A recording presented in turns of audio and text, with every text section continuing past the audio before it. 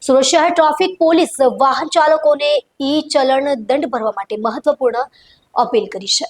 Traffic નિયમ ભંગના ઈ ચલણ અંગે જીએસટી લેવામાં આવતા હોવાની ફરિયાદ મળી હતી.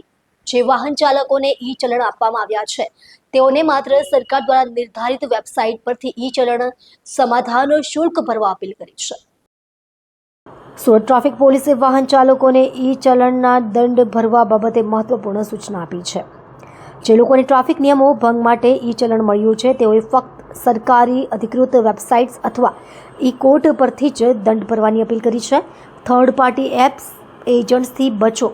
ઘણા ડ્રાઈવર્સ એજન્ટો કે અન્ય એપ્લિકેશન્સ દ્વારા ઈ ચલણ ભરતા હોય છે, પરંતુ આમાં વધારે ફી ચાર્જ થઈ શકે છે. સરકારી પોર્ટલનો ઉપયોગ કરવો. બીજી કોઈ પણ વેબસાઇટ કે એપ્લિકેશન પરથી ઈ ચલણ ભરવું અસલામત હોઈ શકે છે. જો તમને ઈ ચલણ મળ્યું હોય તો સીધું સરકારી વેબસાઇટ પર જઈને પેમેન્ટ કરો. કોઈ પણ એજન્ટ, દલાલ કે ખાનગી એપ્લિકેશન પર ભરોસો ન કરો. વધારાની ફી ચૂકવવાથી બચો અને કાયદેસર પ્રક્રિયા અનુસરો. આ સૂચના ટ્રાફિક પોલીસ દ્વારા જાહેરમાં લોકહિતને ધ્યાનમાં રાખીને આપવામાં આવી છે.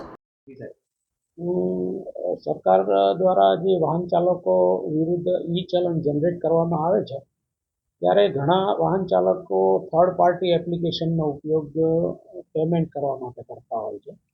દાખલા તરીકે કાર24 કે એ ટાઈપની. તો એમાં એ લોકો જે એપ્લિકેશન છે એની કંપની એના ઉપર સર્વિસ ચાર્જ અને જીએસટી ટેક્સ લગાડતી હોય છે. તો અમે પ્રજાને, નાગરિકોને વિનંતી કરીએ છીએ કે એમને ગવર્મેન્ટની જે નિયત કરેલી જે લિંકમાં સાઇટ આપેલી હોય છે એના ઉપર જ પેમેન્ટ કરવું જોઈએ. તો આવા કોઈ ચાર્જીસ લાગશે નહીં.